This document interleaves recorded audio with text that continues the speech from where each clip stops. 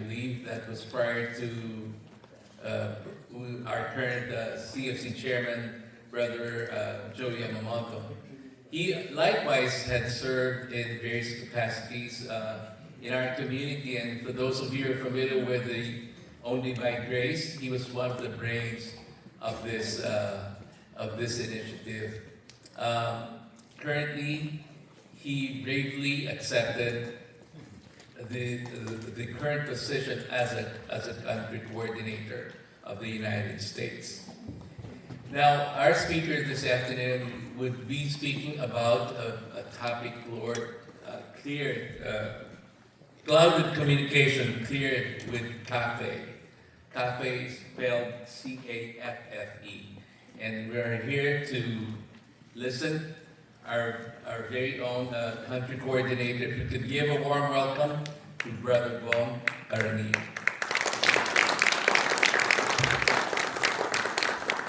Thank you, maraming salamat. Good afternoon, everyone, brothers and sisters. You know, I'm very excited to be here this afternoon. It's an honor to be to speak in front of such an esteemed group, the top leaders of CFC USA in Los Angeles, where most of our leaders globally, coming from the United States, come from. I'd like to honor our music ministry and our worship leader, Brother Alex, for very inspiring worship this afternoon. I decided to add a few slides because a lot of you, I heard, do not really know me. So I'll just talk a bit about my family. See, my wife was supposed to be with me.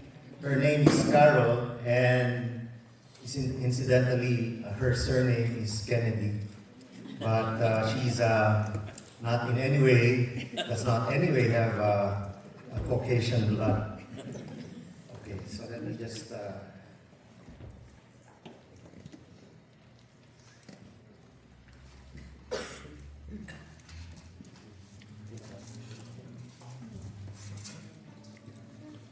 So we're married for 40 years already, going on our 41st next year. Before that, we were steadies for 10 years.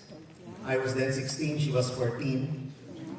We met at the high school soiree, and you know, she always tells my children, respect women, because your dad married me a virgin.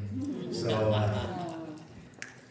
we are blessed with 4 boys. Francis, JB, Robbie, and Topper all were born in the Philippines. All my children had their early education with the Jesuits, despite my vehement objections and protestations. So you know what school I come from. The eldest took his master's in IT in Sydney. The second one finished his college degree also in Sydney, and his master's in Madrid. The third finished his master's in IT also in Sydney, and is now and the fourth one, the youngest, finished his IT in De La Salle. All of them are now working. The eldest is in the cloud computing industry in the Philippines. The second is a derivatives trader in one of the biggest banks there. The third is in Sydney for the last 3 years as a business analyst. And the fourth works on the fintech side with one of the big banks in the Philippines. All my children had their,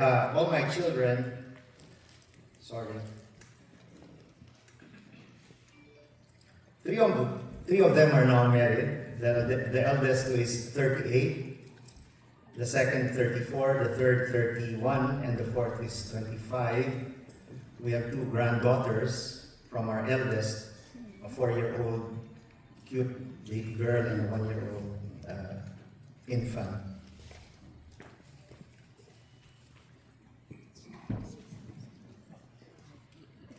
You know, the history of this Standard Post is that we have, you know, it started in 2002. My children then, for many years, were so embarrassed posing in front of the public and would hurry me, asking me to have the photo session at 6 a.m. so that nobody would be there wherever we were. But eventually, because their friends were affirming them, today they are the ones looking for destinations and sites for us to have our annual photo. Well, brothers and sisters, thank you for the very warm welcome here in the United States and for inviting me here to your gathering. Thank you to Brother Dom and Sister Lou for accompanying me here. They're the regional leaders of Southwest C, and they're from Bakersfield. And to Brother Yuli and Sister Susan Baal, area head for Central California, for hosting me in their lovely home. And to all my previous hosts in this trip, in NorCal, Houston, Dallas, and Fresno, and now in LA, the Riveras and the Eturians. Let me start with an Arab story. But, I always like reading Pope Francis's exhortations. And one of these, he says, you cannot be a saint if you do not have a sense of humor. So let me start off with this. So one day, an 8-year-old Arab, "Sir, I bought you an answering machine." And Arab said, "What's that?" "Oh, it's a contraption, it's an equipment. If you're not home, the answering machine answers via recorded message." "Oh, is that so?" Arab says. "Okay, let me record my voice," he said. I think it's better said in Tagalog. So he records his voice. Sabi niya, "Hello, si Arab ito. Wala ako ngayon. Kung may sasabihin ka, tawag ka na lang ulit kapag nandito na ako." Well, that's communication. On my way here to LA, I was reflecting about the expanse, the massiveness of our evangelization here in the United States. I wouldn't probably be speaking here in front of you today if not for the efforts in 2007 of one man who is in the crowd today. I'd like to acknowledge and honor Brother Joe Tale, our then chairman, and forever chairman. I still recall that split, in 2007, and the visit of Kuya Joe to LA to have a face-off with Brother Frank Padilla at the behest of CFC LA. I was then assigned in Vietnam by my company, Citibank, to head the treasury, trading, and investment banking function there. I received a CD of the face-off and had only awe at how Kuya Joe maintained a calm and composed demeanor in the face of a relentless, for lack of any other term, attack from the other side. I think that it was this holy disposition that swung the predominantly pro-Frank CFCLA to stay with CFC instead of with the breakaway group. By the way, Frank is my kumpare because I'm the godfather of his eldest son having his wedding. It was also Kuya Joe who was then the chairman, still in 2010, who appointed me to be head of a sector in Metro Manila, trusting me to this very important role in spite of the fact that I just came back from Australia where I was assigned by Citibank prior to coming back.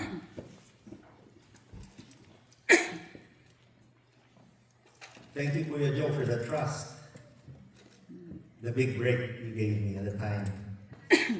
A lawyer and eloquent speaker, erudite, ebullient, a man full of wisdom. Kuya Joe is the model of communication. And I can only grasp at his coattails as I give this talk. As you can see, the title of this talk is Clouded Communication Cleared with cafe. The talk was presented during the meeting of the National Council, regional heads and area heads in San Antonio, Texas. Brothers Dom Rosadas and Brother Sani Berberabe were there, and they were also present during the talks I gave in the various places I went to. A different talk called Work, Serve, Love. It's to answer the question of how do you balance your time for your work, your service, and your family. And Brother Sani thought that perhaps this talk itself would be more relevant for the top leaders of CFC here in Los Angeles. Clouded communication cleared with cafe. The whole title is really a metaphor. Communication that is meandering toward deep sleep, but is awakened with a caffeine in cafe. Cafe is the Italian word for coffee. Just a couple of disclaimers before we begin this talk. First, some slides will be quite wordy and noisy. They are needed as teaching and possibly policy aids for the National Council to consider. Second, personal photos will be used to convey metaphors. If I do not explain what they mean, please just imagine that what the photos stand for. They are in no way being used to make me look cute or ugly, as the case may be. And just a few notes. So questions, clarifications, and comments are encouraged. But in the interest of time, if it can wait, you may want to write down your questions or comments and you will be recognized later. However, if for some reason, atap na atap ka ng itanong, o magsalita, you can't wait, then please raise your hand and you will be properly recognized. And I may also skip a few slides which are not relevant to this group. The acronym CAFE was inspired by a visit we had earlier to Sausalito when I was hosted by Brother Rafi and Sister Carl Estrella in NorCal. And it was while drinking cafe at La Pertz, a nondescript hole-in-the-wall structure along the shoreline, that I was able to complete the main points relevant to the talk today. You see, we have many communication problems to address, not just here in CFC USA, which is a microcosm of the bigger family of Couples for Christ globally. And I guess communication problems have been present since the time of Adam and Eve. Deceptive communication between Eve and the serpent, miscommunication between Adam and Eve, and the wrong perception of Adam and Eve to the communication given to them by God. Lacking a clear, correct, accurate, and complete communication affects relationships negatively. In marriages, the single biggest reason why there is marital breakup is because of lack of communication. In business, communication can affect the service levels, the service excellence of companies, and can lead to losses. In spiritual communities, miscommunication, lack of communication, vague communication, all these and more can contribute to the disunity that results and the overall well-being of the members suffer, especially if we act like unruly children, if you know what I mean. Let us focus on how we can address our communication concerns. But just a caveat, at the end of the day, no matter what skills or tools we have, and even if we practice them, They will not spell success for us if there is no willingness to persevere and see this through. In that meeting in San Antonio, a team building session was conducted after the talk to reinforce this and to also match our communication styles with the leadership styles, the different leadership styles that we may face and encounter. So let me go straight to the acronym CAFE.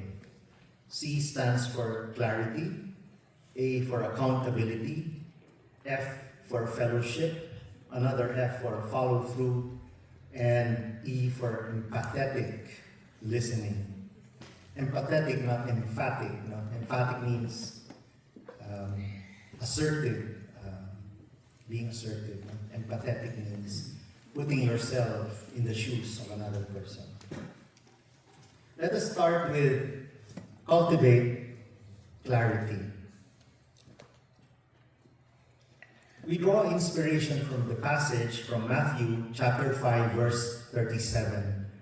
Let your yes mean yes, and your no mean no. This verse is part of the Sermon on the Mount, where Jesus teaches about righteous living in God's kingdom. In this passage, Jesus addresses the issue of making oaths and promises. In this time, people would swear by heaven, earth, or other things to make words seem more trustworthy.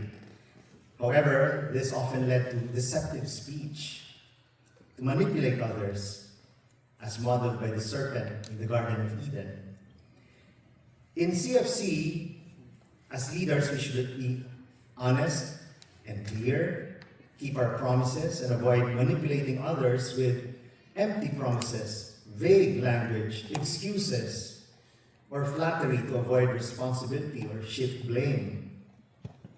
In leadership, being clear and direct fosters trust and respect among members.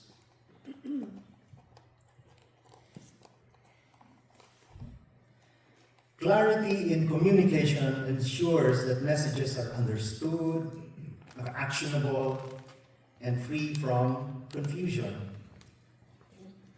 Leaders must express expectation, processes, and updates in simple and direct ways to prevent misunderstandings.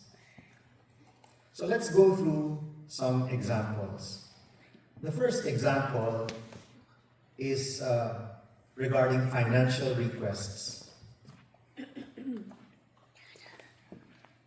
If there is a financial request to you from one of your members, instead of saying, it's still in process, leaders should clearly outline, our process takes 10 days, and we are now in step 2, the review stage, and we will update you this Friday.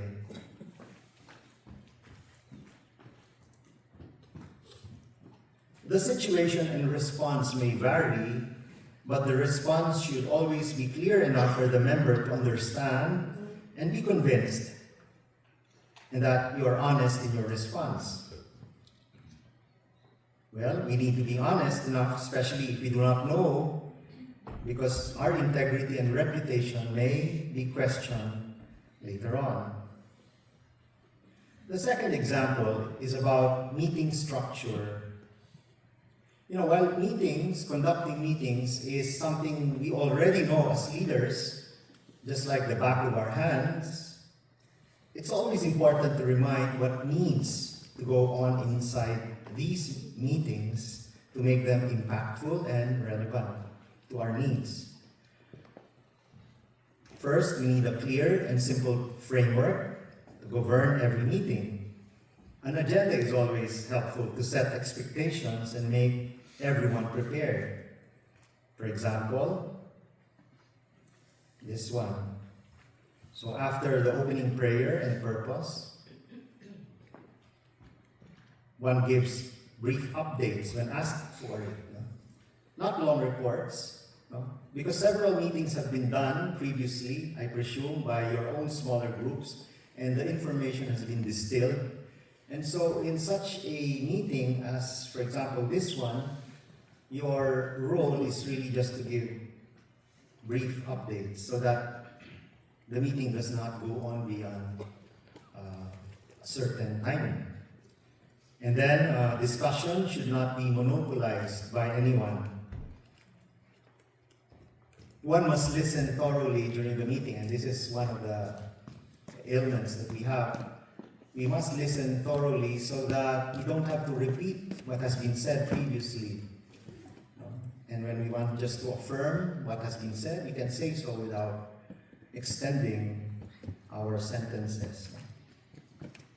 Action points and next steps must be summarized and highlighted, especially in the next meeting when minutes have been reviewed, and then the next part after the minutes have been approved should be the matters arising or the action points or the deliverables, however you name it. And this can be placed in a matrix, a table that contains all of those information, and you do not remove those action steps until and after they have been accomplished. And the leader or the moderator of any meeting should summarize at the end and then close with encouraging remarks that would prod the members of the committee or that meeting to action eventually. The third example of clear communication is when you handle sensitive information. When members ask about a confidential matter, instead of saying, "I can't discuss it, it's confidential," perhaps the leader can be a little bit more nice and can say something like, "Some details are still being worked out by our leaders to ensure the best outcome. What I can share is that our mission remains the same and we will update you when the time is right." You know, the response is very clear, but not offensive, or it does not dampen the enthusiasm of the member. Later on, we will talk more about this in another section. Another example would be the escalation structure. You know, to prevent bypassing of leadership levels, perhaps we can do a visual flowchart of the proper escalation. So if you have a concern as a house member, you go to either one of the two. If it's a pastoral concern, or even if it's a service concern, go to your unit leader and go up the chain. And this can be posted in chat groups, because I gather from some of my one-on-ones that there is bypassing of the pastoral structure, and this creates some friction among the leaders. No? Of course, this assumes that there is already a policy, that a flow chart has been disseminated previously, and we just need to refresh and remind everyone. So, for example, a unit head escalates a concern directly, or when a unit head escalates a concern directly to the National Council by passing the pastoral structure, it will not be appropriate for the National Council to entertain the complaint. The National Council should advise the unit head to follow the pastoral structure, but say so with an empathetic ear. In the first place, this ticklish and sensitive situation can be avoided if all members know the pastoral structure and the problem escalation process.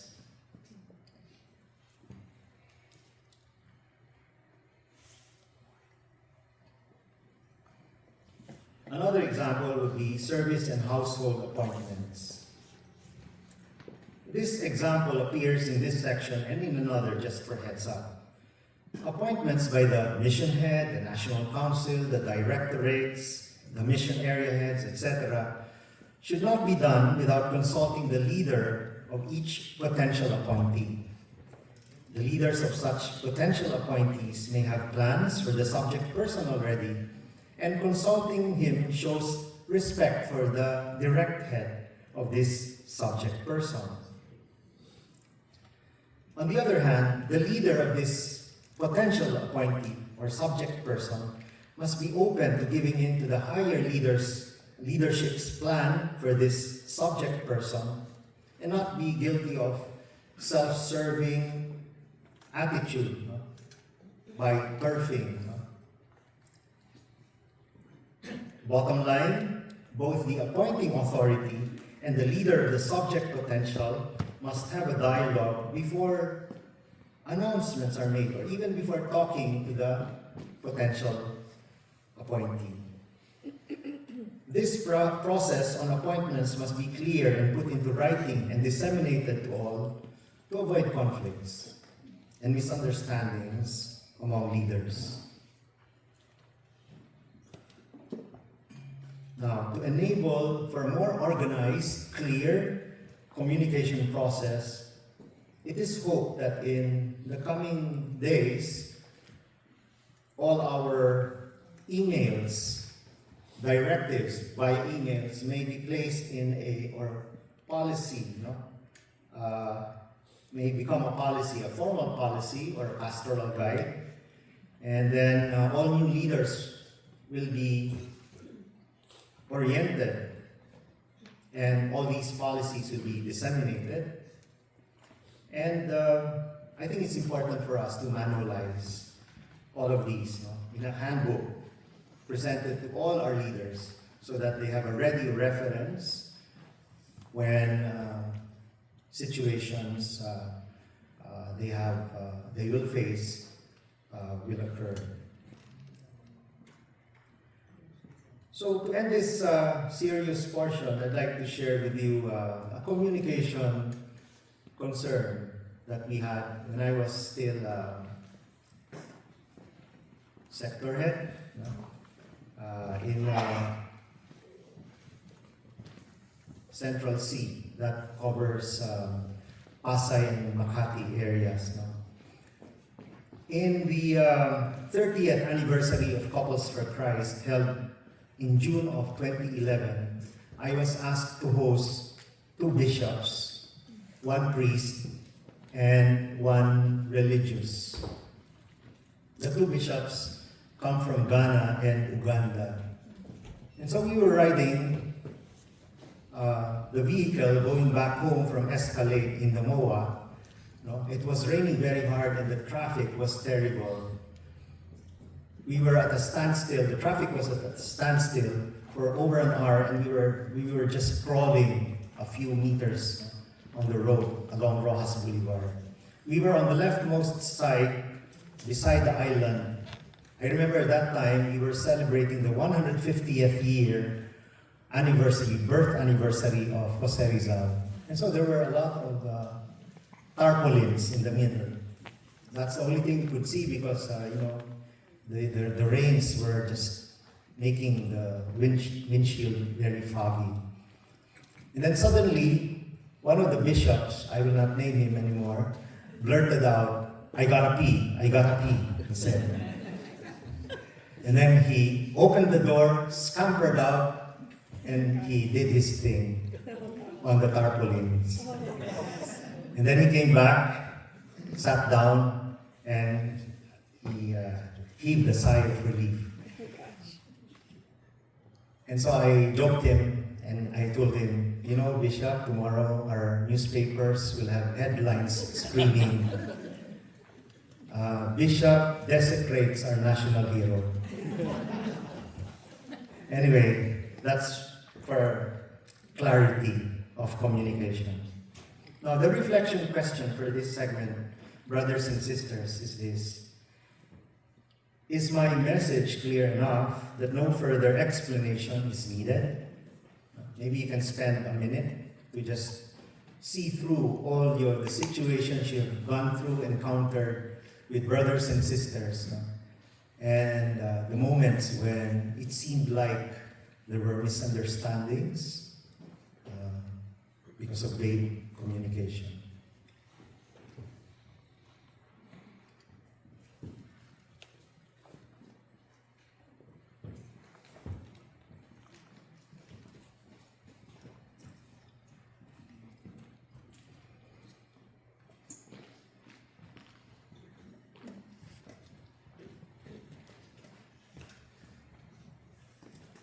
So is my message clear enough that no further explanation is needed?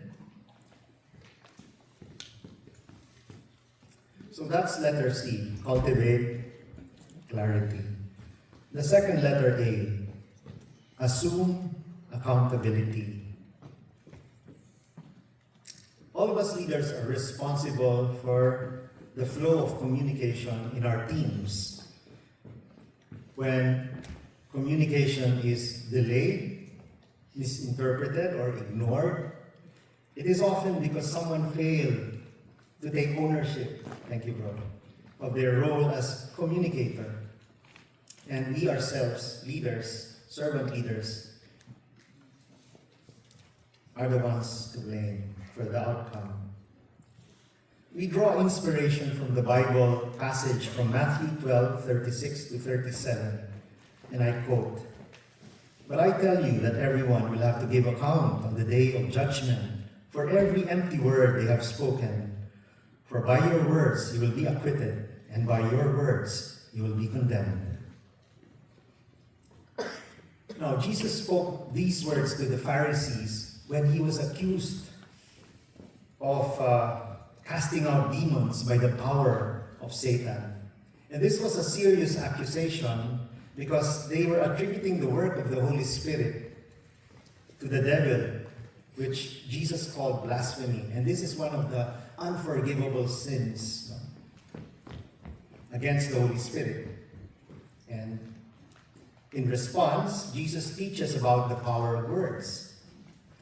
He explains that words reflect the condition of our hearts and that we will be judged by them. In communication, we are accountable for what we say. Therefore, let us be mindful of our words, speak truthfully and wisely, take responsibility for what we say, and use words to encourage and lead well.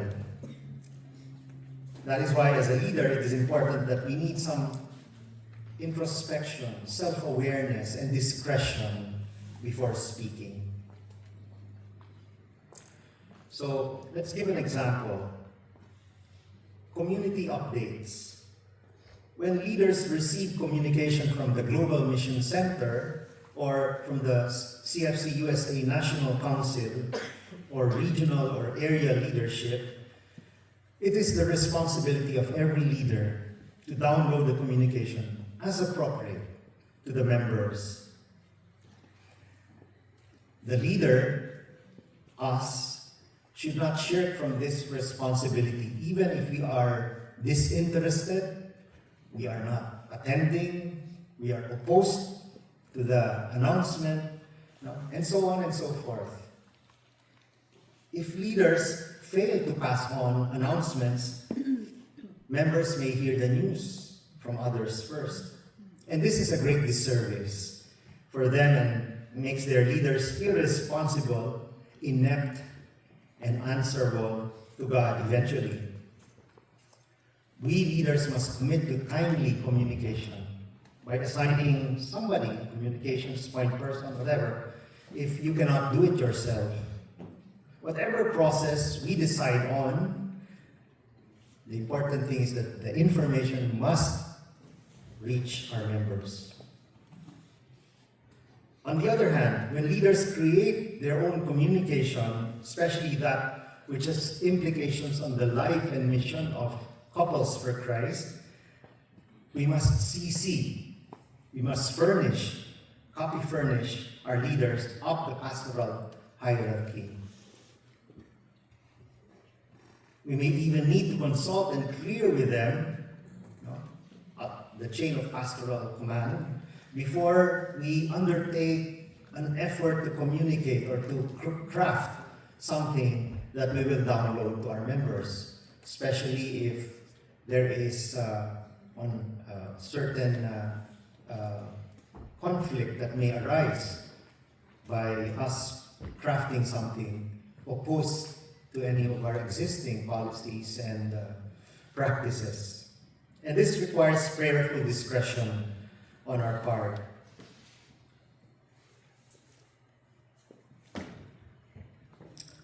Another example, member queries. When members have queries and they come to you to seek clarification, it is our responsibility to clarify with a pastoral chain if we are uncertain of the answer. We cannot pretend that we know everything. We must be humble enough to admit it to our members. So, for example, to a query, we can respond by saying, that's a great question. Let me confirm the full details so I can provide the right context. I'll update you tomorrow after aligning with our leaders, meaning the ones above them. So the leader, upon receiving updates, must on his own volition seek clarification so that he doesn't have to when a member approaches. Clarifications from above are a way for him to show his commitment to his service and his members. Okay, another example, pastoral formation.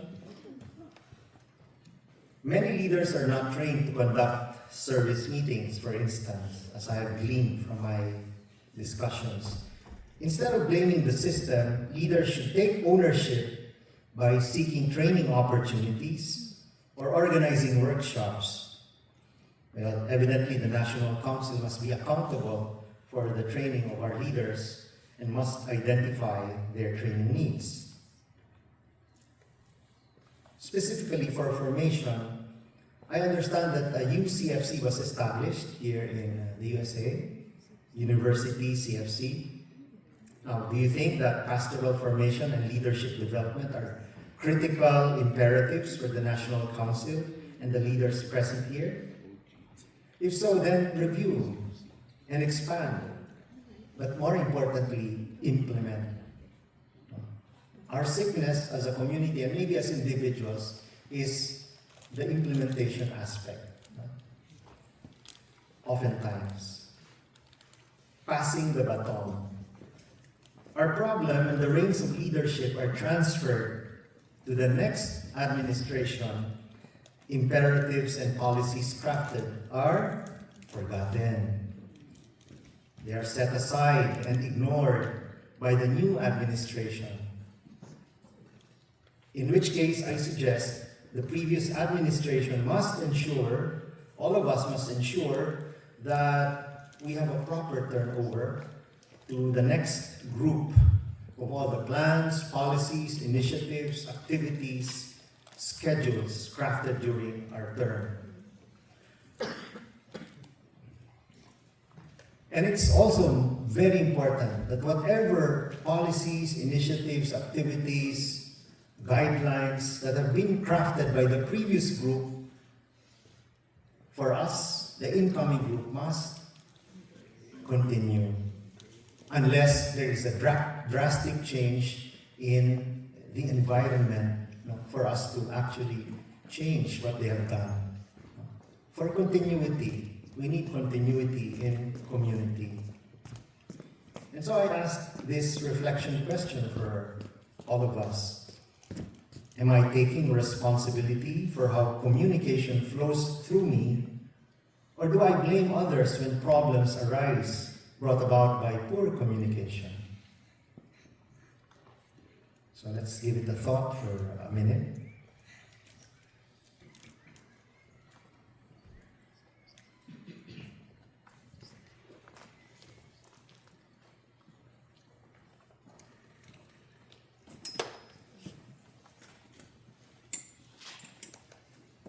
So, what's the first letter? Letter C stands for? Cultivate clarity. The second, letter A, stands for? Assume accountability. The third, and the first letter F, stands for foster fellowship. Fellowship is important. Do you agree or disagree? Agree. In fact, it is the only time when we have 100% attendance, right? From our households and from our members. So let's utilize it to do some actions. We draw inspiration from this Bible passage from Acts chapter 2, 46 to 47. Every day, They devoted themselves to meeting together in the temple area and to breaking bread in their homes. They ate their meals with exultation and sincerity of heart, praising God and enjoying favor with all the people. And every day the Lord added to their number those who were being saved. Now, the context of this is that the early Christians strengthened their faith and their relationships by sharing meals and communicating with one another. As they developed closeness, they were able to speak with more honesty, more frankness, and more understanding as they listened to what others had to say. Fostering fellowship breeds cooperation and teamwork. You must agree with me that many business transactions and agreements have been sealed over a dining table, a lunch or dinner with a handshake. There is something about sharing a meal that develops relationships and galvanizes people to action. In Manila, we call it the theology of the table. A culture of openness, encouragement, and trust allows for honest and meaningful communication. You know, when you feel valued, when you feel you are important, don't you feel more engaged, more focused, no? Have a listening ear, and you are more open, no, to finding solutions to problems. So it's easier to encourage people to serve when they share a meal. It also softens a tense situation and resolves conflicts easier. Now, examples of fellowship in action. A youth leader over a meal successfully organizes a retreat. Instead of just saying, "Good job," the chapter leader says, "Your dedication made this retreat impactful. I see God working through you." Now, if you receive this kind of compliment, let's say you're the youth leader, wouldn't you feel more dedicated to your service? Wouldn't it foster friendship and camaraderie that will redound to committed service to the two of you, for the two of you? Okay, let's say a volunteer is consistently late in all your meetings and activities. Instead of saying, "Why are you late?" A leader can say, "I noticed you've been struggling with arriving on time. Is there something we can do to help you manage your schedule better?" So there's no rejection, and there's only acceptance and conflict resolution. Now, you handle conflicts with unity. Let's say if two ministry heads, under you, have differing opinions, you as the leader can invite both of them to dinner and encourage dialogue and tell them, "I see that both of you care deeply about this. Let's find a solution that aligns with our mission and strengthens our unity." Note here that you as a leader, you focus on the bigger picture of the mission. And you hint at the process that aligns with the greatest commandment, which is love. And so this should be foremost at the back of your mind. Okay, appointments. Again, I go on appointments. It's easier to discuss issues and concerns regarding appointments and uprooting of potential leaders from their areas for posting in other areas or directorates or ministries or programs if all the leaders have a regular fellowship. Of course, I know it's easier said than done because, this is a big country, But this is why you need to make effort to visit your areas, especially referring to the heads here of directorates, regions, and so on. Because you will need to rely on your members on the ground for help, and you must get to know them more. Now, regular one-on-ones or two-on-twos, at least once a year, around the meal table at the home of the leader or member you are doing a one-on-one or two-on-two with, preferably is better than having them in a restaurant where it is quite noisy. Of course, you can choose a quieter place, no?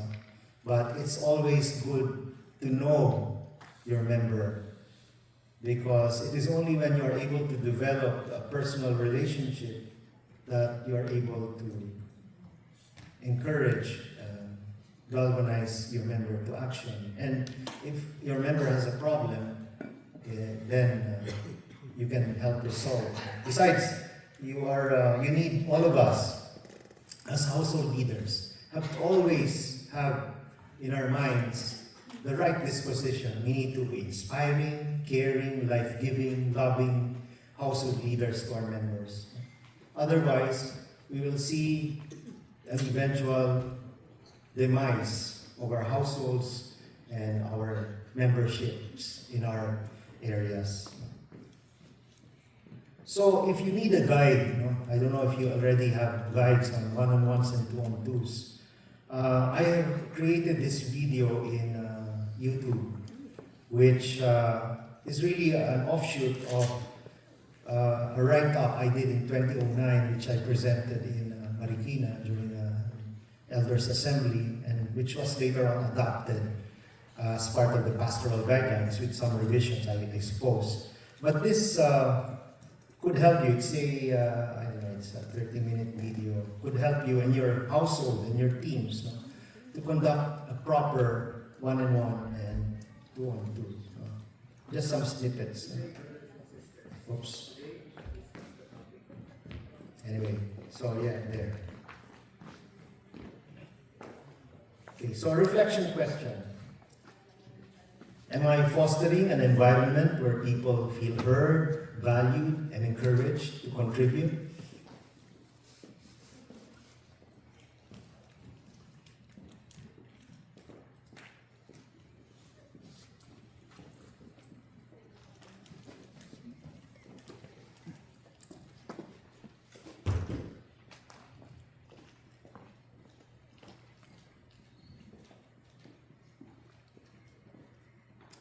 Second to the last letter, another letter F.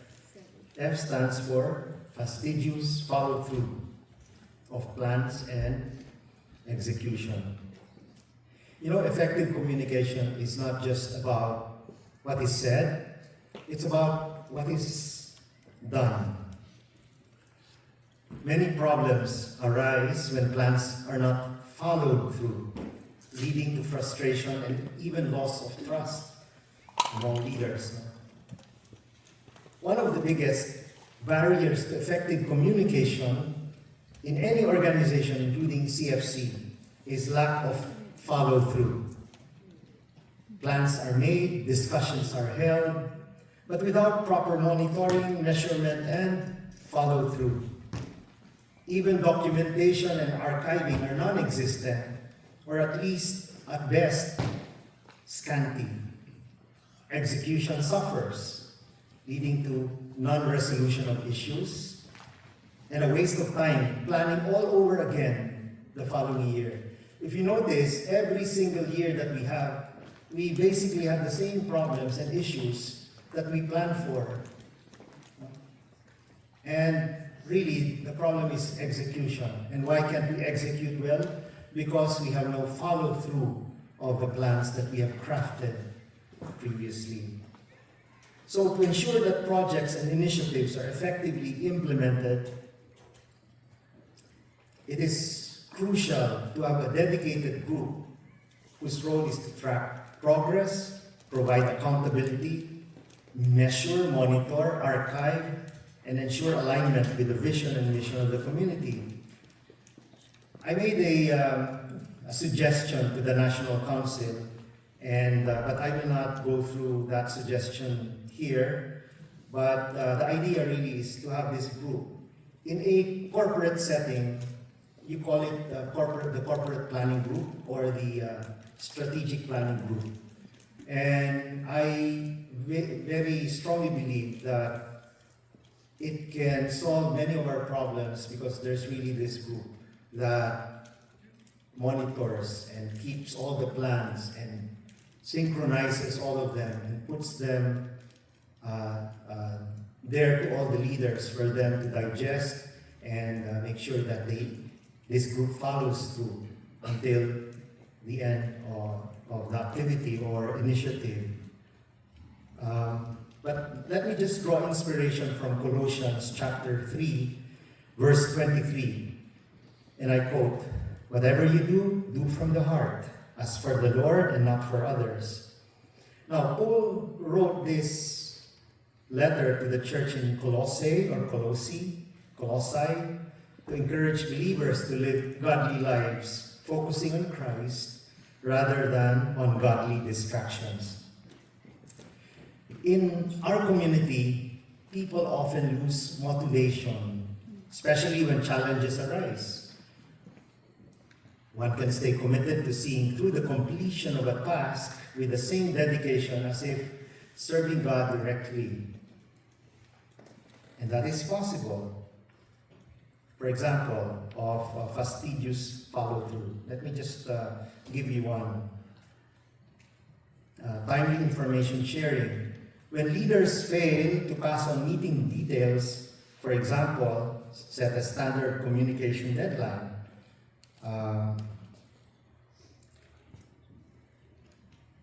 All leaders must forward updates by a certain time, not just saying by the end of the week. No. Be more precise, be more clear, but you need to make sure that you follow through. And I will just emphasize the need for us to have the KKK principle. Alam niyo ba yung KKK? No.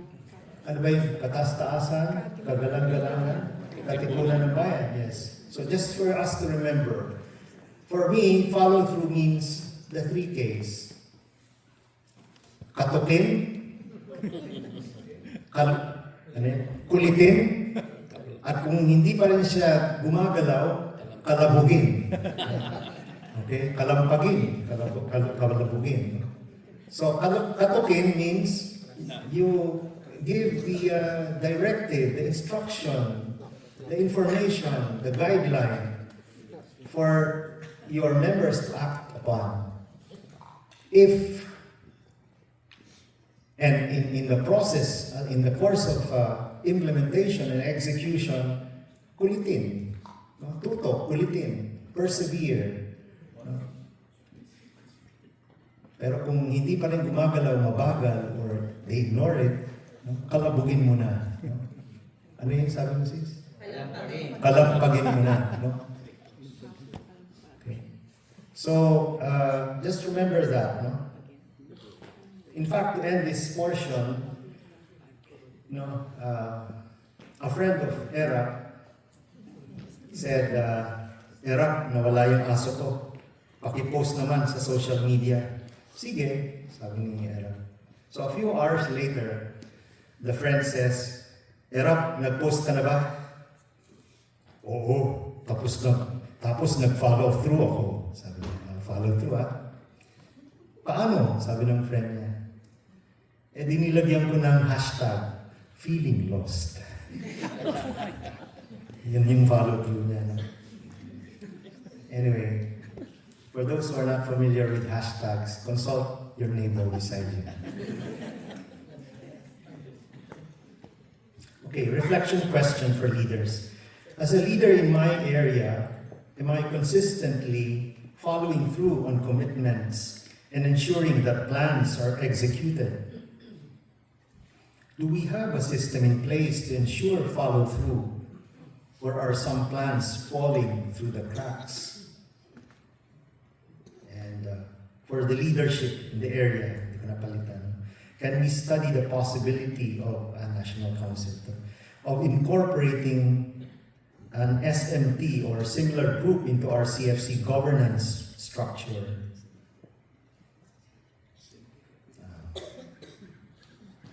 Okay, so just a few seconds.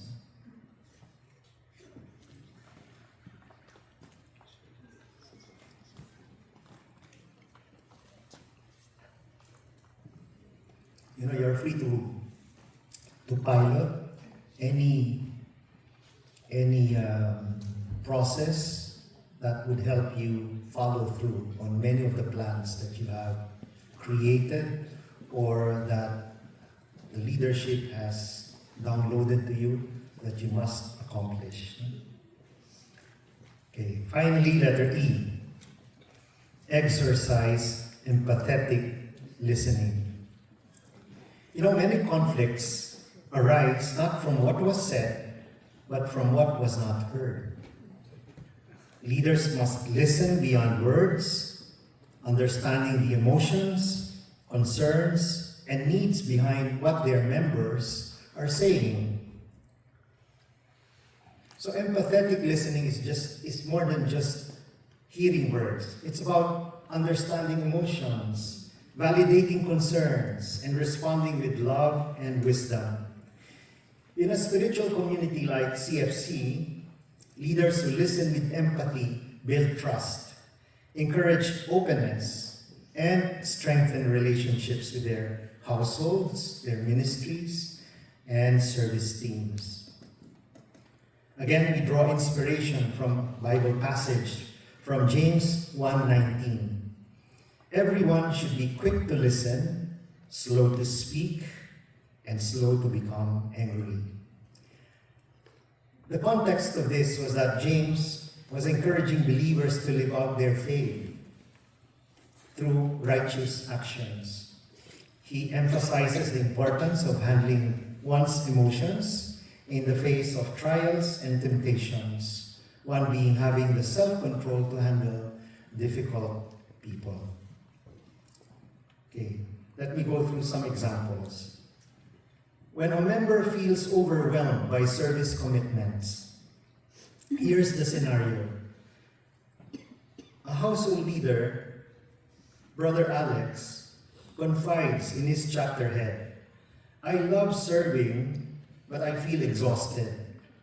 I have my work, family, and this service, and sometimes I feel like I'm failing in all areas. So you, as the leader, should have this appropriate, empathetic listening response. Instead of saying, bro, that's part of the sacrifice. Just manage your time better. An empathetic leader would say, I hear you, Brother Alex. It sounds like you're carrying a lot right now. He validates. Thank you for your dedication, and I appreciate your honesty. Let's talk about how we can lighten your load or adjust your service so that it remains life-giving, not burdensome. Di ba? Mas maganda sa pakiramdam pag naririnig mo yung leader mo na very empathetic. So what's the impact? Alex feels heard and supported instead of feeling guilty or pressured. He becomes open to discussing solutions rather than withdrawing from service. Example number 2. When a member is struggling with personal faith. In this scenario, let's say Sister Maria shares during a household meeting, I don't feel God's presence anymore. I pray, I serve, but sometimes I wonder if He's even listening. So what's the appropriate empathetic response? Instead of immediately offering a solution like, Sister, just pray more. God is always there.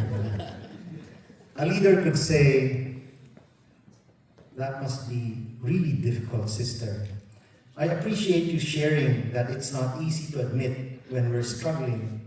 I want you to know that what you're feeling is something many faithful people have gone through, even saints. Would you like to talk more about what's been weighing on your heart? And so what's the impact? Maria feels validated and understood. Instead of shutting down, she becomes open to further discussion and guidance. Example number 3. When a couple is facing marital challenges, this is the scenario. A husband shares in confidence with his unit head. My wife and I argue a lot. Sometimes I feel like no matter what I do, it's never enough. I don't know if things will ever get better. Is this something that many of the husbands here say to themselves? instead of just saying, just pray together and be patient, a leader can respond this way. Brother, that sounds really painful. I can hear how much you're trying, and I know it must be frustrating. Marriage is a journey, and many of us have faced similar struggles. You're not alone in this. Would you like to talk more about what's been happening? Maybe we can explore ways to work through this together.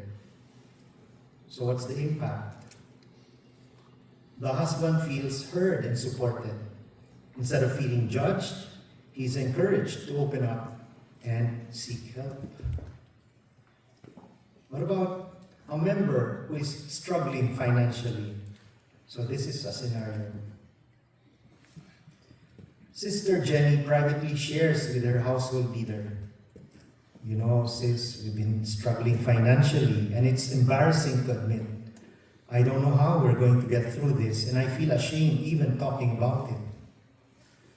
So the empathetic listening response, instead of saying, just trust in God, sister, just trust in God, you can respond by saying, thank you for trusting me with this, Sister Jenny. I can only imagine how difficult this must be for you. You are not alone, and there's no shame in asking for support. If you're open to it, we can talk about resources or assistance that may help. More importantly, let's pray together and see how our community can be here for you. Diba ang ganda? Ganun response mo. So the impact. Jenny feels comforted and supported instead of judged. She is more willing to accept help and find solutions.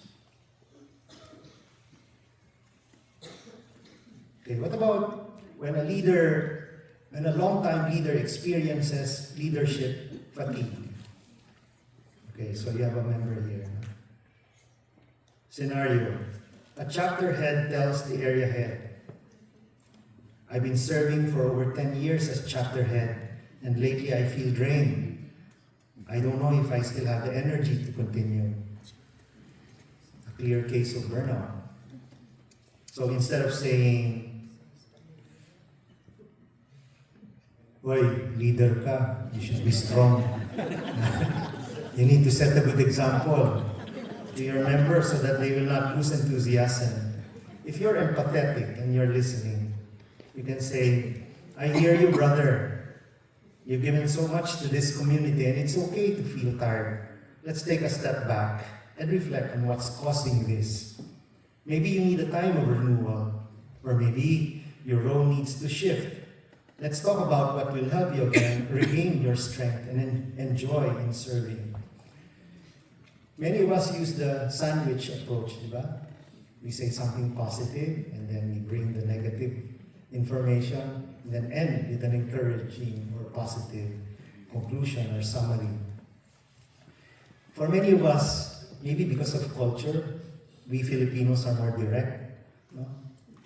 We want to be direct to the point, we want to say it as it is. No? But maybe it would help if we have a more empathetic response. Because at the end of the day, for instance, the leader feels valued and not pressured. Instead of quitting, he considers renewal or adjustment. Ito, maganda to. And this is the final example.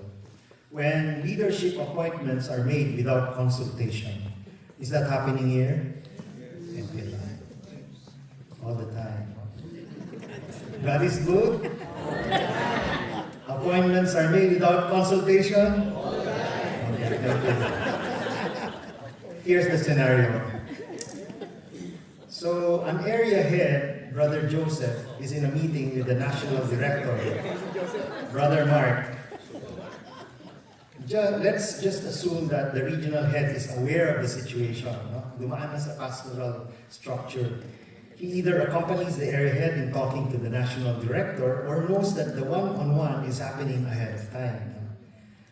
Remember, we must follow the pastoral structure. No? In this situation, the regional head is helpless because the appointing authority is the National Council. So Joseph talks directly to the national director. Joseph has just learned that a high potential member he was mentoring has been appointed by the National Council for a different role without his prior knowledge. He is feeling frustrated and undervalued as he was preparing this member for a leadership role in his area. The national director, aware of the situation, wants to handle this discussion with wisdom and understanding. So what happens? Step 1 in this empathetic listening response. So the area head expresses his concern. See, Brother Joseph is talking. Brother Mark, I just found out that Brother Adrian, whom I've been mentoring and preparing for a leadership role in our area, has been appointed by the National Council to another position. I wasn't even consulted about this decision. It feels like all the effort I put into guiding him was overlooked. And honestly, it's frustrating. I feel like my input as an area head wasn't considered. Step 2, the national director responds with empathetic listening. First, he acknowledges the emotion and validates the concern. Now, Brother Mark is talking. Brother Joseph, I hear you, and I completely understand why this is frustrating for you. You have been investing your time, wisdom, and energy into forming Brother Adrian, and it must feel discouraging to have this decision made without your knowledge. See, putting himself, validating, trying to understand. And so, what happens next? Seeking to understand further. The national director then says, I value your role as an area head and your input is important. I want to understand more. What was your vision for Brother Adrian's leadership in your area? How did you see him growing in his service? So once this conversation goes to this point, the impact on Brother Joseph, the area head, is this. He feels acknowledged and respected. Instead of being defensive, he now has the space to express his thoughts more openly. So, the area head now feels heard and responds with more openness. And so, Brother Joseph retorts, thank you for hearing me out, Brother Mark. Well, I saw Brother Adrian as someone who could lead the next generation in our area. He has a deep understanding of the members, and I was already preparing him for a leadership role that would greatly benefit our community. I just wish there had been more discussion before the decision was finalized. I'm not against him taking on a bigger role, but I feel that our area should have at least been involved in the conversation. So, Brother Mark sees that they have a kakulangan, diba? So the impact, Joseph feeling understood shifts from frustration to constructive language. And so the national director clarifies and reaffirms his trust. So Brother Mark, the national director, says, I appreciate you sharing that, Brother Joseph. Your insight about Brother Adrian is valuable, and I can see why you're passionate about his leadership journey. I want to reassure you that this decision wasn't made to disregard your leadership. The National Council saw his potential to serve at a broader level, but in hindsight, we should have engaged you in the process. My apologies for this oversight. Please forgive me. And then it goes on. He says, moving forward, I'd love to strengthen how we communicate about leadership appointments so that area leaders like yourself are involved in these discussions earlier. Your guidance is critical in shaping leaders who will serve both locally and nationally. So what's the impact? Joseph sees that his frustration is not dismissed, but acknowledged and acted upon.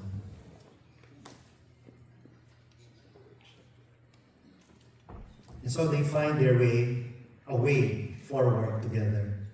Brother Joseph, the area head, says, I appreciate that, Brother Mark. I just wanted to make sure that the leaders we raise in our area also feel guided in their journey, whether they serve local or national. I'd be happy to stay involved in mentoring Brother Adrian, even as he transitions into his new role. Ano sagot ni Brother Mark? That's a great perspective, Brother Joseph. Your mentoring doesn't end just because he's in a different position.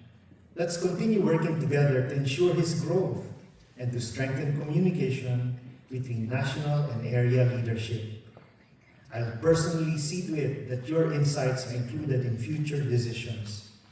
I will also use this experience to craft communication policies and guidelines that would ensure there is an engagement between the area and the national when appointments are being made. This experience and our discussion today are eye-openers that should be a lesson learned in communication. So instead of dismissing, Brother Mark is inclusive. He validates,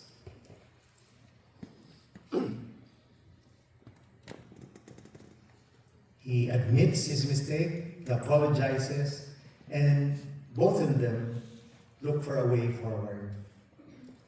So what's the outcome? The area head feels respected and heard rather than sidelined. The national director acknowledges the concern and commits to improving communication. And both leaders leave the conversation with a mutual understanding and a commitment to collaboration moving forward. Wouldn't that be nice for our community here in LA? Yes. And in other areas? Absolutely. So, key takeaways on empathetic listening in leadership challenges. First, acknowledge the emotion behind the concern. Instead of immediately explaining the decision, being defensive as the leader, tayo, let's first validate the leader below us, his frustration or disappointment. And then ask open-ended questions to understand more deeply why he is frustrated. Instead of assuming, encourage him to share his or her perspective fully. And then clarify the reasoning while reaffirming trust. I think it's very important to reaffirm the trust. Because once trust is broken, then that may render your relationship permanent in a negative way. And working together will be difficult moving forward. So provide transparency about why the decision was made while recognizing the leader's role and value. Finally, find a constructive way forward. Offer solutions and make commitments to improve processes in the future. Lastly, I'd like to tune you in on a very important part of communication, aspect of communication. Perspective changes depending on your position. Okay. Have you ever heard of the Miles Law? No? This aphorism, Miles Law, originated from Rufus Miles, the chief of the Labor and Welfare Branch of the Bureau of the Budget, who made this famous aphorism in 1949. He said, "Where you stand depends on where you sit." Notice the illustration. One looks at it from the point of view where the number is a 6. The other looks at from a position where it looks like a 9. No? And oftentimes, when we have opposing views, oftentimes they are two sides of the same coin. Both of us may be actually right. Indeed, human nature is such that oftentimes we do what we do because we believe what we believe in. We defend our positions because we believe what we are fighting for. We may be right, but others may be right too. We do not realize that being right is not our exclusive privilege. That when one is right, the other can also be right. We can both be right, but our perspective may just be different. Take, for example, an area head who eventually becomes a national council member. No? So in the area of data and information, while he was an area head, no? So, siguro ikaw, while you were an area head, you question why the National Council is asking for too much data from you. Ano ba naman itong OGD na to? Wala na akong ginawa kundi mag-update ng OGD.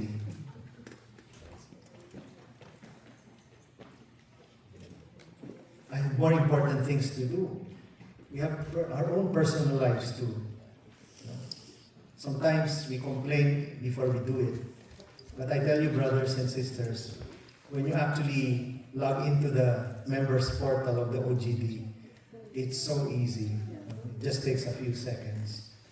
Maybe learning how to get into it will take you time, but once you are accustomed to it, a minute or two, nothing more will be expended.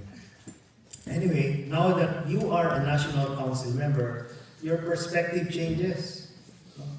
You see things from a bigger perspective, or perhaps you see things differently based on just on your own perspective, which may be right or wrong. Let's say you see it for the greater good. You say to yourself, we need the data to measure growth. We cannot make wise decisions and strategies if we do not know where we are today.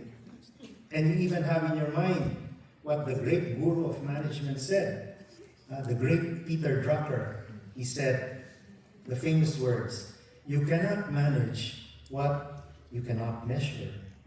If you cannot measure it, you cannot improve it. So see how the change in perspective when you change your position. Now, in the area of people, as an area head, your potential leader is being plucked out from your area. Your perspective is such that you say to yourself, why do we need to share a member when we need him for an important leadership role in our area? But once you become a National Council member, your perspective changes. You say, well, we need this person for a bigger and more critical role in community. The area is too small for his leadership potential. So the greater good of the community is at stake, diba? Okay, so conclusion, for tithes. As an area head, you believe that the previous 40-60 arrangement where the sharing of tithes is just right. You know, in the Philippines, in Metro Manila, we started out as 100% of all our tithes goes to the Global Mission Center. And then it became the 90-10. We kept 10%. Today, many years later, it's fixed at 80-20. 80-20. Kaya nga, I see that the areas are more blessed here because you have 40%. No? Anyway,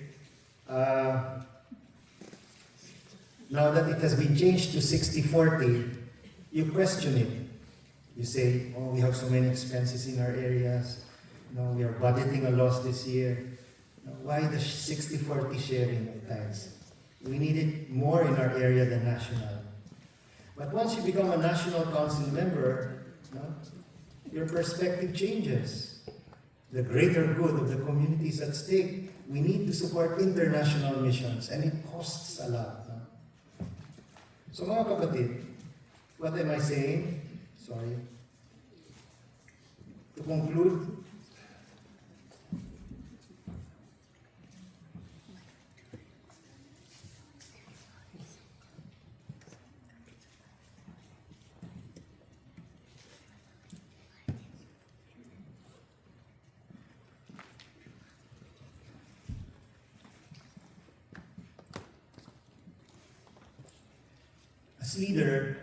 as a leader in this community, it's not just communication is not just a tool or a skill, but it is a responsibility.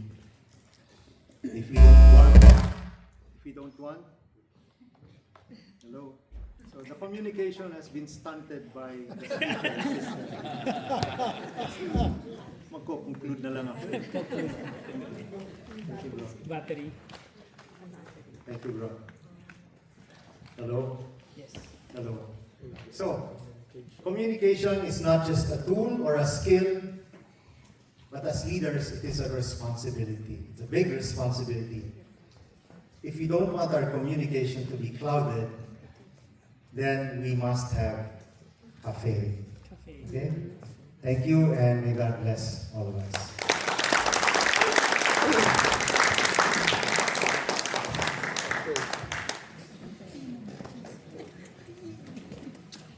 So what's the next part?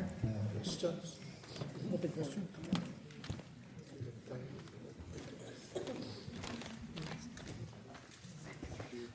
Thank you so much, Brother Wong. Once again, some beautiful, beautiful insights. And these questions really are very, very relevant to our each and every area. And to, regardless of the position that you hold, it's very, very practical. And at this point, maybe we would want to take this opportunity if any of you have questions. But when it comes to the time for DGLs to step up as household leaders, we always get feedback that there's a lot of hesitancy for members to step up as leaders.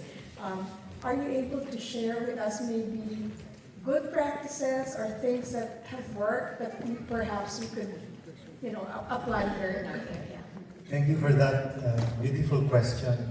I just came from the different areas, and I gave a different talk because of their need. The talk, I showed you the slide, work, serve, love. It's akin to the Eat, Pray, and Love, the book, the movie. It's really a process that I have to go through and give to you, because what I have observed in those areas after giving the talk, while it's just for starters, I was encouraged because many of those who were there felt they needed to step up. And there were even commitments, like for instance in Houston, everybody was angling to become a chapter head after the talk. I don't know if it was just a joke, but it's something that I'd like to share with you, but unfortunately we just have 30 minutes more.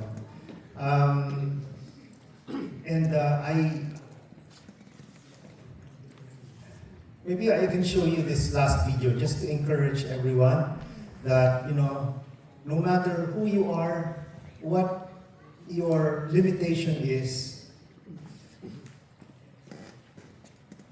you can serve, and you can serve with commitment. Meron tayong do we have time? Baka walang time tayo. We have 10 minutes, this video is 10 minutes. Okay.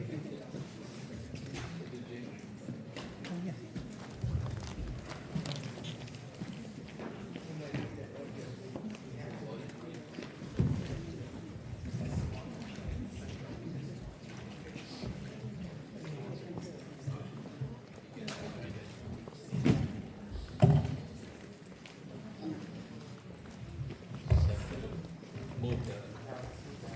So you can have all your features here.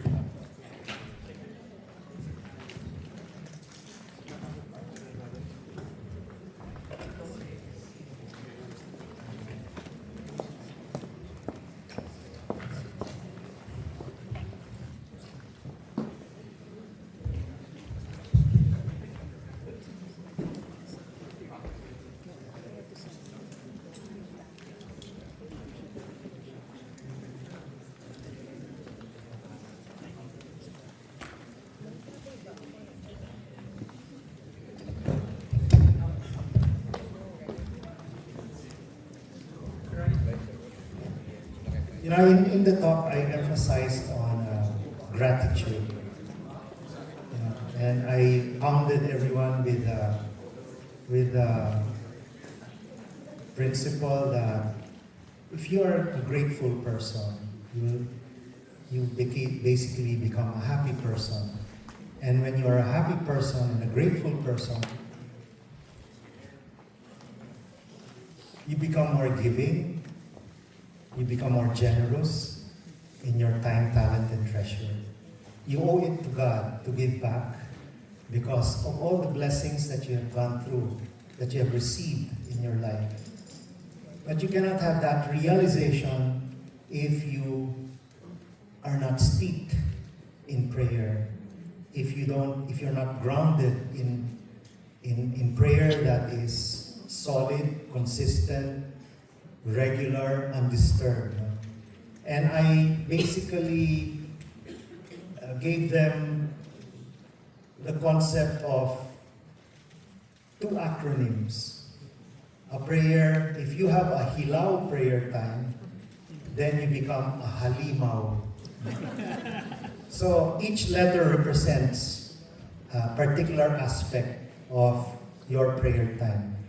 And then I concluded with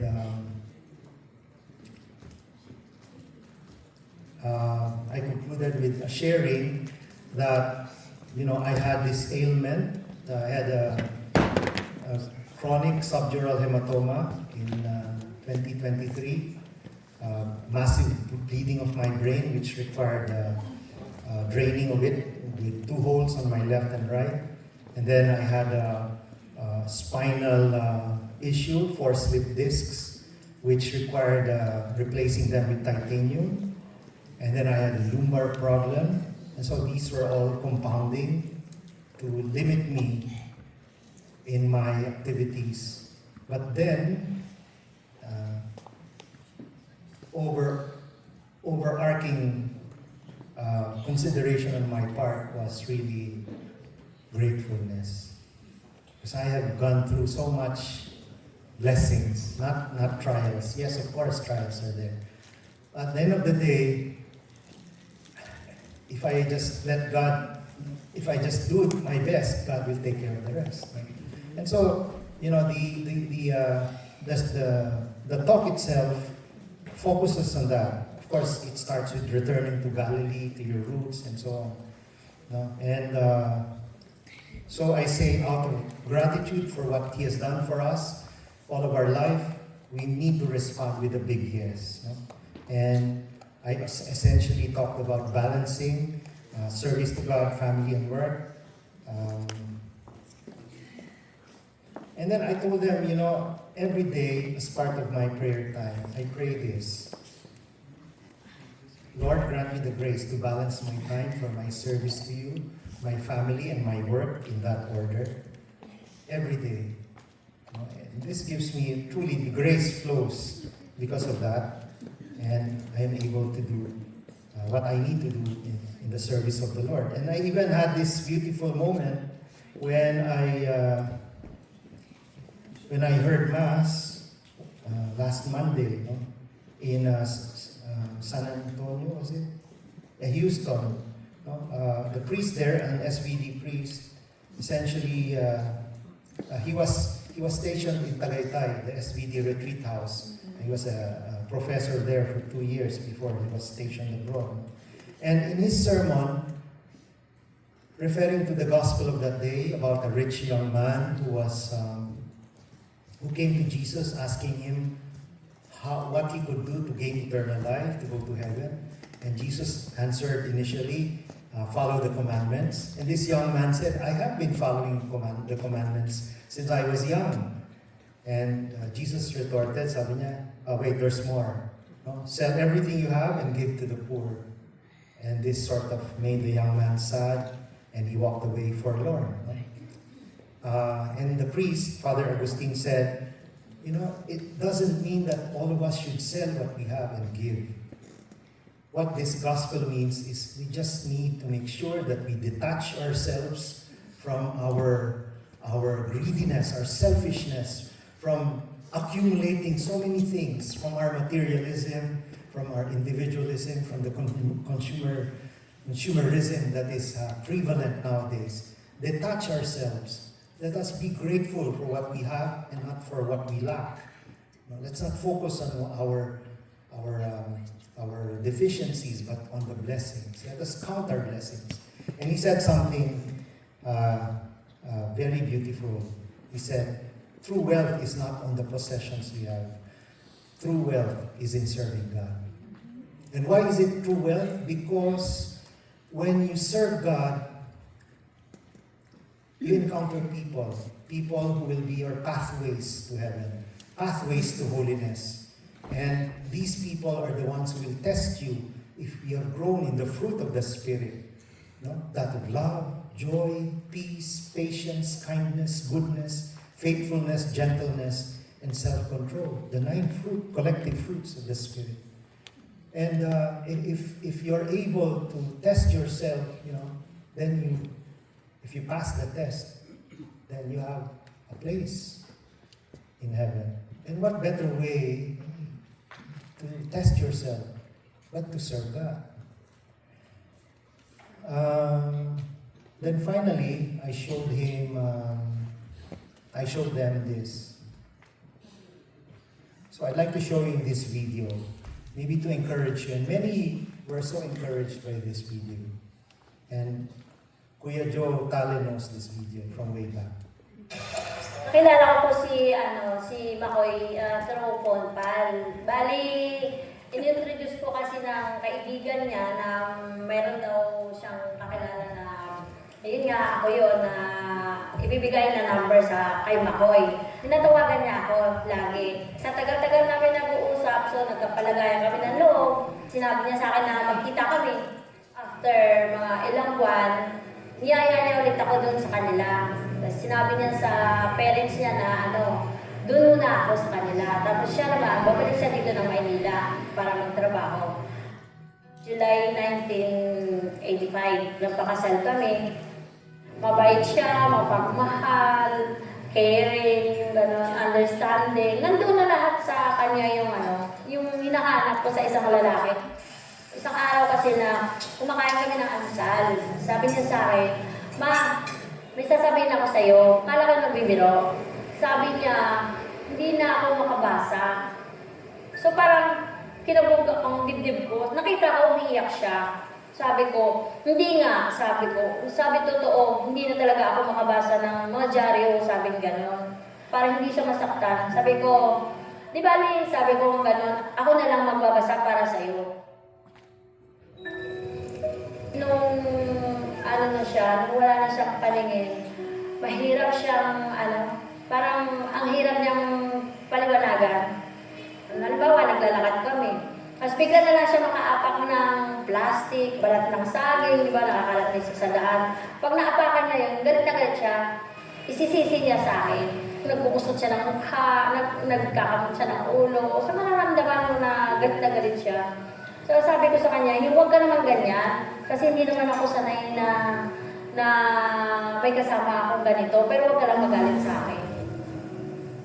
Dumating din sa punto na parang nagtatanong ako naman bakit nangyari sa akin ito. Sabi ko, bakit ako pa? Sabi ko gano'n. Tsaka palagi akong manunod, palagi akong nakatulala na mamalayan ko na lang, umaagos na yung luha ko mga panahon na yun. Nung talagang naramdaman ko na medyo bumibilis na yung paglago niya. Kasi ito, 32 years old ako. More than 20 years na. Nararamdaman ko rin nung high school, nung elementary pa ako. Ang pangalan ng sakit ng mata niya, RP, retinitis pigmentosa. So dito sa Pilipinas, hindi nagagamot.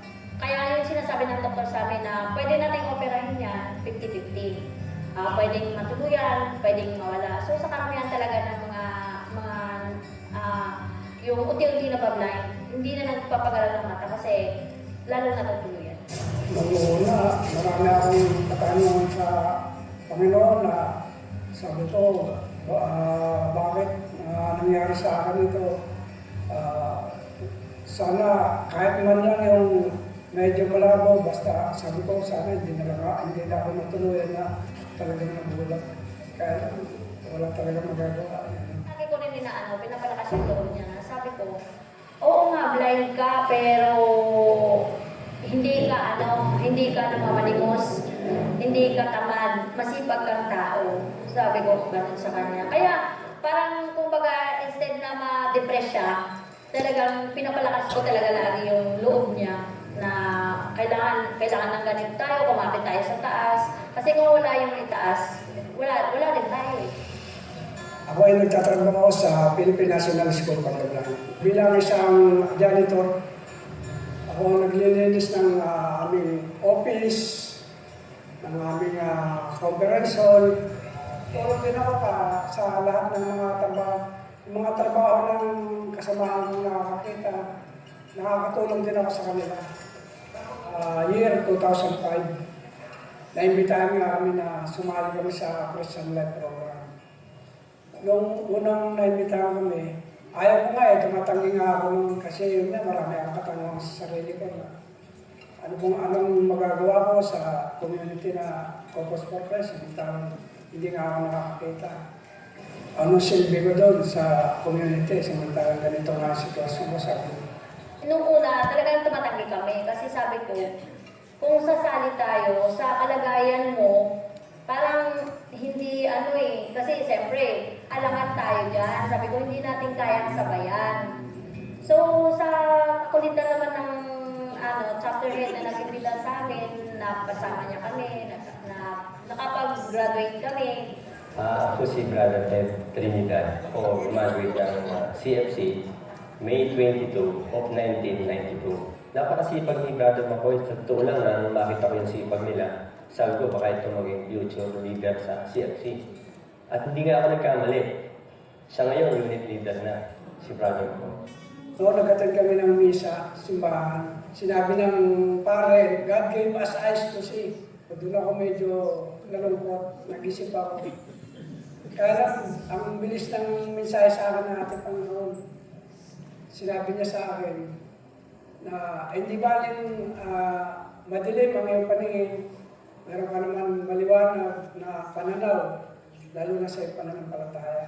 Yun ang mensahe natanggap ko at saka sinabi niya sa akin sa mensahe niya na huwag mong isipin kung ano ang iyong kakulangan. Isipin mo kung ano yung meron ka, kung ano yung natitira sa'yo na pwede mong magamit, lalo na sa paglilingkod sa Kanya. Ito si Brother Makoy. Ang dami na nitong napagdaanan. No? Pero lahat napagtagumpayan niya. Very proud ako sa kanya. Dahil sa kanya, he is not ashamed of the gospel. Kahit na siya ay bulag. No? Ako nga pala si Marisa Dumaki, isang lady guard dito sa Philippine National School for the Blind at isang kasamahan ni Kuya Makoy sa trabaho at the same time sa Cocos for Christ. Niligawan nila ako para pumasok sa Cocos for Christ. At first, hindi po ako, parang nag-aalangan po ako. Lumipas pa yung mga 3 years after na umuong ako sa kanila. So hindi ko akalain na sila din yung nag-invite sa akin, sila din yung mamunod dun sa Cocos for Christ. So yun, napag-graduate nila kami. Si Kuya Makoy, nakatulong siya sa buhay namin mag-asawa. In terms siguro sa yung lakas ng loob, able kami pareho ng asawa ko, siya, blind siya. In spite of the fact na blind siya, still nandyan siya, very positive ang outlook niya sa buhay. Lagi ako nag-consult sa kanya kasi hindi ko siya tinuturing na kaibigan lang eh. Tinuturing ko siya bilang kuya ko. In July, na-hospital ko yung husband ko. Hindi po siya nag-atubili na humingi po ng tulong.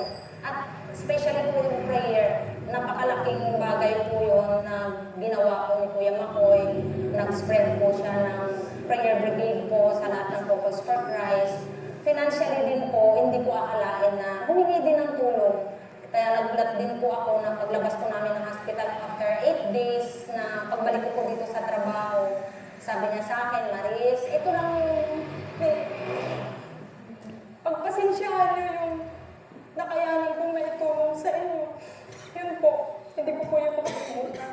Kasi yung tungkol sa kay Bartimeus, yung isang bulag na pinagaling ng ating Panginoong Jesus. Ayun, palagi ako magdadasal na sana ako rin gano'n.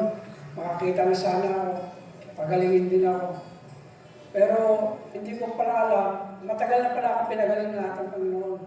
sa pamamagitan ng pagbibigay niya sa akin ng isang asawa na nakakita na nagsisilbing mata ko, nagsisilbing paningin ko. Jeremiah 29:11. Ako lamang ang nakakaalam ng mga panukalang kailangan ko para sa ikabubuti niyo at para sa inyong pag-asa sa kinabukasan. Ako si Makoy Diman at ito ang aking istorya.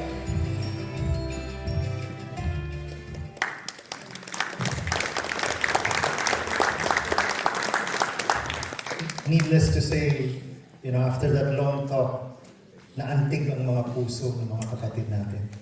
And many of them promised that they will serve in the next CLP, mga signing ups sa Dallas, ano ba sa Fresno, no?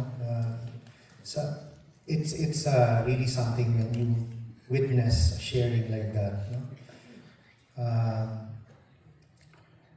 America is a land of opportunity. We are all here, you are all here, being blessed by God in immense ways. And the least you can do is give back to Him and serve Him.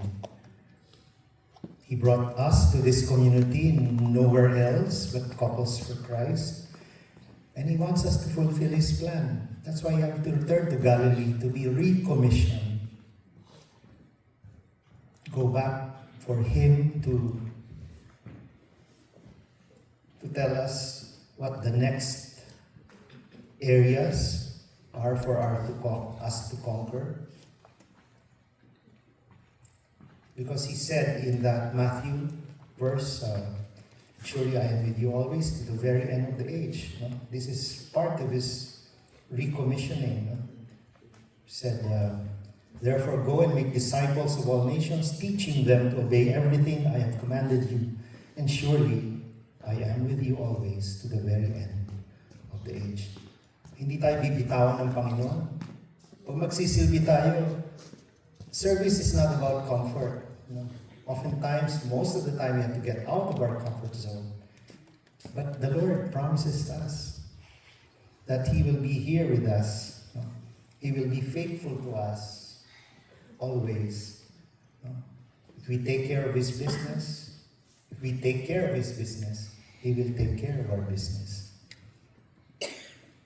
So our response to all these, our life of blessings, is to just say yes. So counting our blessings means we focus on what we have rather than on what we don't have. And that is gratitude. Finally, nakita niyo si Makoy was sweeping the floor and was barefooted. That's follow through.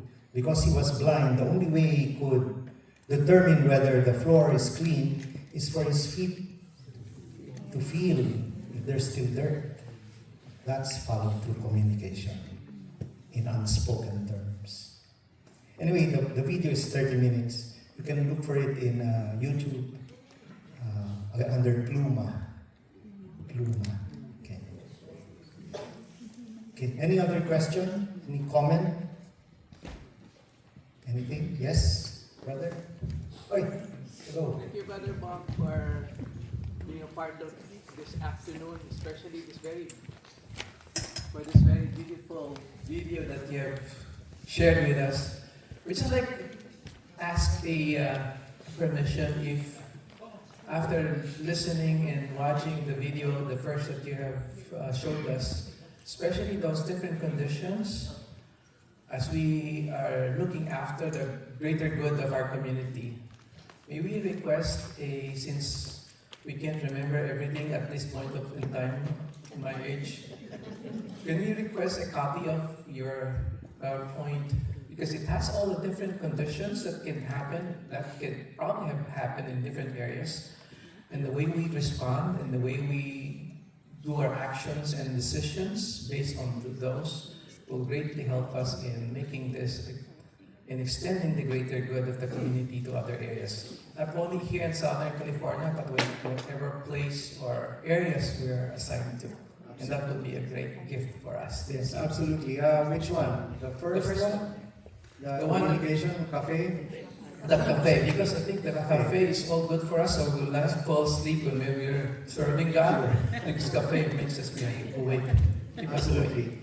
In fact, I already emailed it to Brother JJ Francisco, Oh, okay. the National Council Head for Pastoral Formation. No? So, the area head here is Brother June, Brother June. Bahala ka na. Follow through mo lang. That's a good collection because he's my brother-in-law, so it's good. Oh, fantastic. And then you follow through. Yeah. Pinatok mo ako, kulitin mo siya. Pag hindi pa nag-respond, kalapagin mo. Bibigyan mo siya ng kape. Kalapagin mo, ha? Okay, very good. Thank you. Thank you. Yes, brother.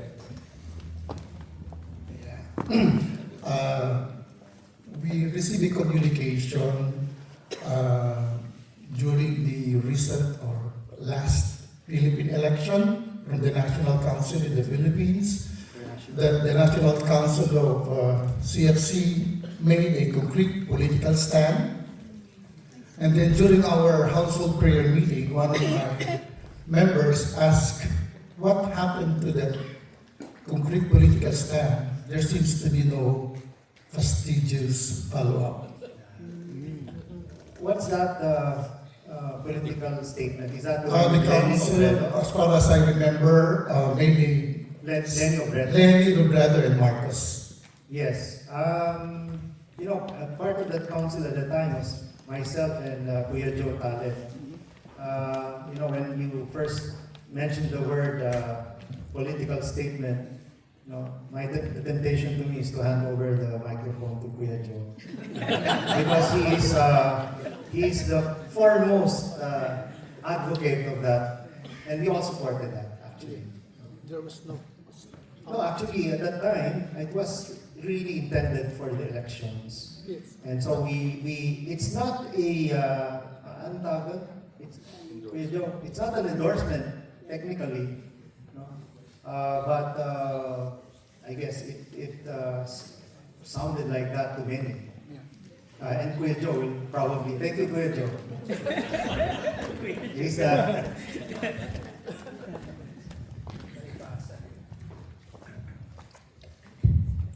So this is not about Trump. That's the next question. Anyway, just to clarify, we issued a statement, pero it was clear in the statement itself na Couples for Christ, as an institution, as an organization, will not endorse any candidate. Klaro yun as an institution. But we encourage individual members to express their support for those candidates we believe are first talaga yung righteous and spiritually based, or at least makita mo sa lahat ng mga areas yung paniniwala na sa Diyos. So, if you look at the statement, again, it says, this is not an endorsement, sabi ni Bong, no? But we express them as members of the International Council, ito yung aming personal na paniniwala. But I must also backtrack. Bago po yun, we issued, Brother Bong, maalala mo siguro, we issued guidelines to the whole community there in the Philippines, reminding them of our values, community values, being pro-God, pro-family, pro-environment, pro-poor. Am I missing something? And sabi namin, let's... pro-life. Pro-life. Oh, okay. Nandito, sorry. Sorry. No. But we said, let us support candidates who share these values, our values in community. So, we need not really elaborate kung sinong hindi pro-life, no? So, that was the basis. We were not getting out of, it is not purely politics. We say that our spirituality must also guide every aspect of our life, including politics. But we focused it on the values that we already have. And again, we respected each member's right to choose for themselves. We just expressed something that we in the International Council share. And we said, individually, we support Leni Robredo because she embodies all the things that we said. But we will respect all your personal preferences. We said this is not as CFC as an institution saying, but this is our personal stand as members of the International Council.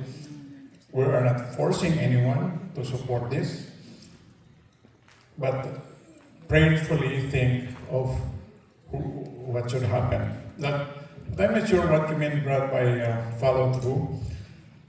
Well, I think you know that in the elections, Leni did not make it, all right? Mahabang usapan to, pero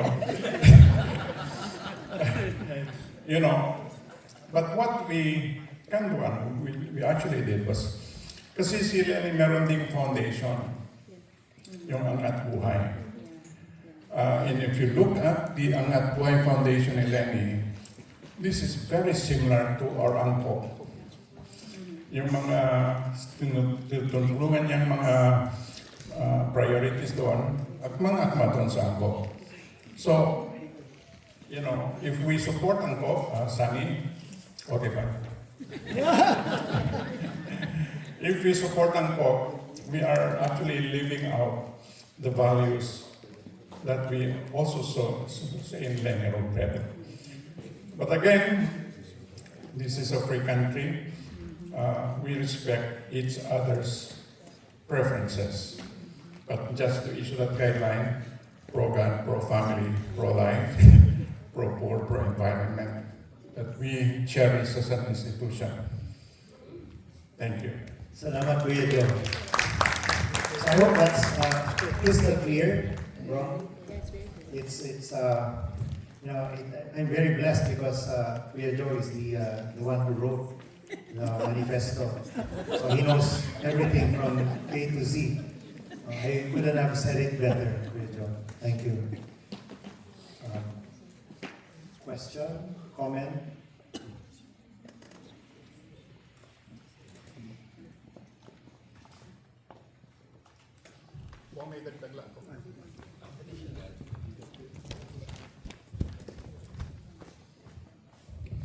In my own personal way, kasi I put some of my reflections in Facebook. Nung klaro na proclaim na si BBM, I also encourage everyone who reads my post, let us honor the decision of the people and respect